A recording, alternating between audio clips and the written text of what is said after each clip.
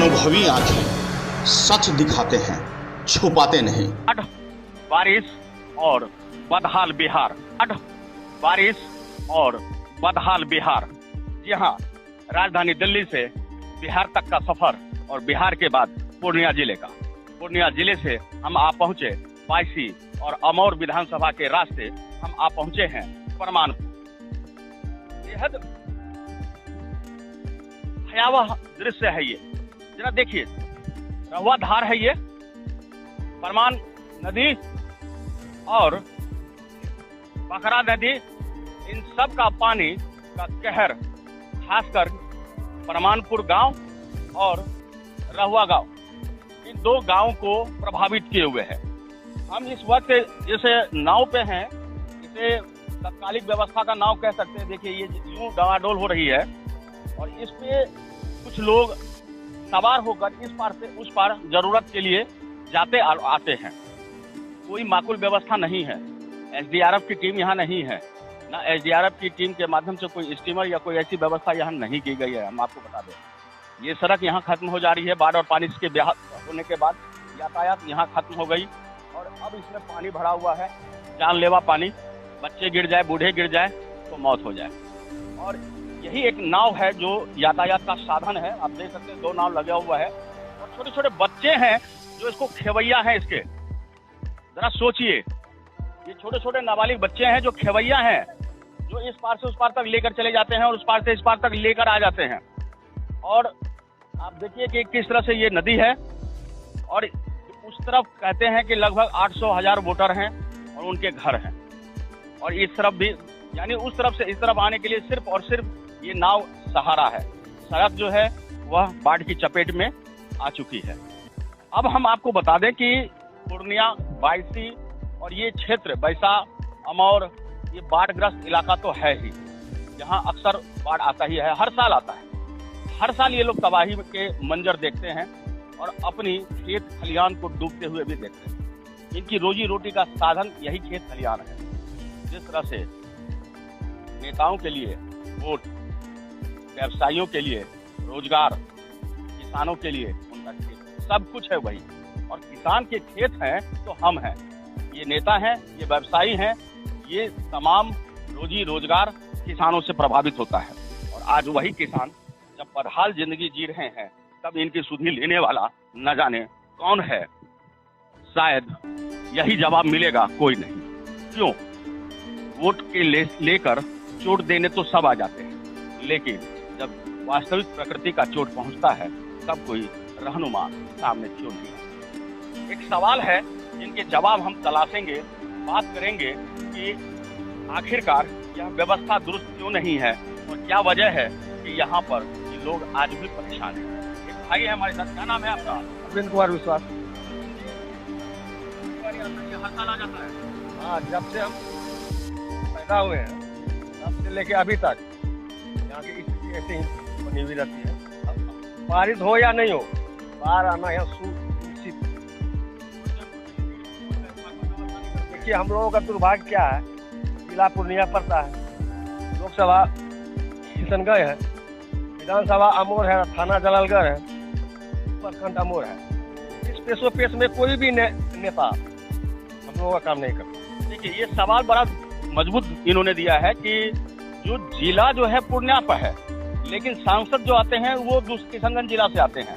देखते जाइएगा, विधायक जो है अमौर विधानसभा से हैं और थाना जो है जलालगढ़ पूर्णिया पकड़ लेता है, जबकि अमौर में भी थाना, लेकिन उस क्षेत्र में नहीं आते हैं। तो क्षेत्र एक ऐसा क्षेत्र है जिसके यूं कह लीजिए कि कई अगुवाई करने वाले हैं। अब वो जब एक से अधिक रहनुमा होंगे तो वो सोचेंगे कि मैं क्यों, वो क्यों नहीं, और वो सोचते हैं कि वो क्यों नहीं, मैं क्यों। तो ये मैं और वो के चक्कर में यहाँ की जनता पीछे। क्या नाम है आपका? विश्वास जी, ये बताइए परेशानी होती, क्या परेशानी होती है इस तरह से उस तरफ जाने आने में? नाव से जाते हैं, पैदल से जाने सकते, इतना पानी हो जाता है। हम लोग डूबता है कि डूबने क्या, बीच बीच में एक बार इधर डूबा है ना, बराबर डूबते रहता है। यानी जान माल का खतरा रहता है ना, गाड़ी बन जाती है। तब क्या, गाड़ी वाला भी डूब गया तो। एक और भाई है हमारे साथ, क्या नाम है?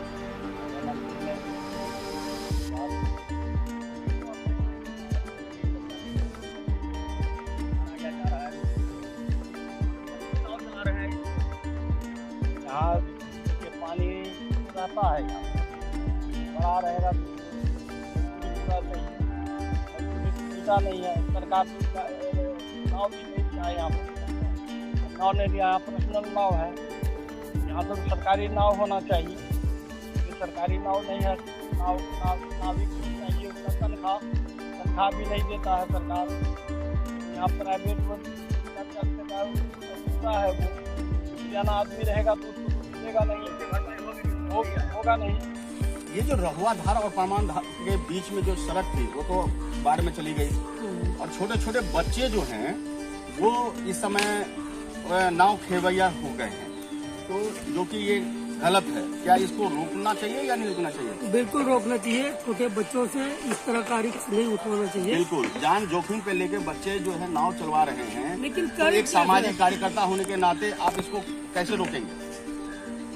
सर देखिए, हम तो अपील कर सकते हैं कि छोटे बच्चे से ये काम नहीं करवा जाए, और प्रशासन को, आपके माध्यम से प्रशासन को कहना चाहते हैं कि यहाँ कुछ न कुछ व्यवस्था दिया जाए, बोर्ड दिया जाए, और उस पर एक आदमी रखा जाए जो कि लोग यातायात में मदद करे, आने जाने में मदद कर सके। जैसा कि आपने सुना कि छोटे बच्चे यहाँ जान पे जोखिम लेकर के नाव को इस पार से उस पार ले जा रहे हैं, जो बिल्कुल गलत है।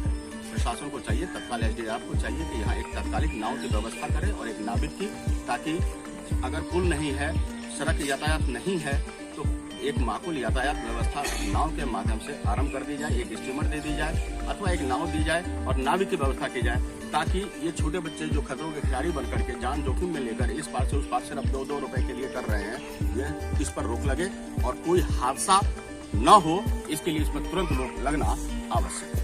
ये यातायात की व्यवस्था चलाई जा रही है और जो व्यवस्था चलाई जा रही है वो माकूल नहीं है। यहाँ ये समझना होगा कि छोटे छोटे बच्चे जो हैं वो यह व्यवस्था को दुरुस्त करते हैं। एक बाबा है, इनसे भी हम पूछते हैं कि उम्र के तकाजे से क्या कुछ इन्होंने कितनी वह तस्वीरें देखी। मेरा नाम नाथूलाल दास है, गाँव में रहता हूँ। हम लोगों को इधर पूर्णिया की तरफ जाने में ये रहुआ धार, इसके आगे लखनारे के नज़दीक लखनारे रोड यहाँ भी बना हुआ है, लखनारे जाने के लिए भी आधान से रोड बना है, लेकिन यह रोड कोई कामयाब का नहीं है, क्योंकि यहाँ भी पुल नहीं है, न लखनारे में पुल है। हम लोगों को कहीं भी जाने में असुविधा ही होती है, और बाढ़ से हम लोग जो 12 महीना में 6 महीना बाढ़ में रहते हैं। अभी जो है ये 1.5 महीना इस पानी को हो गया, पाट रह गया हम लोगों का। इसके बाद जो धान रोपनी किया उसका भी ये रहुआ धार है, इसका सिंचाई होता है, लेकिन उसमें भी पानी आ जाता है।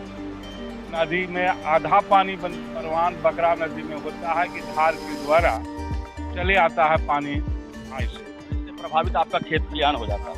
कुल मिलाकर यह है कि सड़क तो सड़क, खेत और खलिहान भी गई, रोजी और रोजगार भी गई, भूखे पेट भजन न हुई।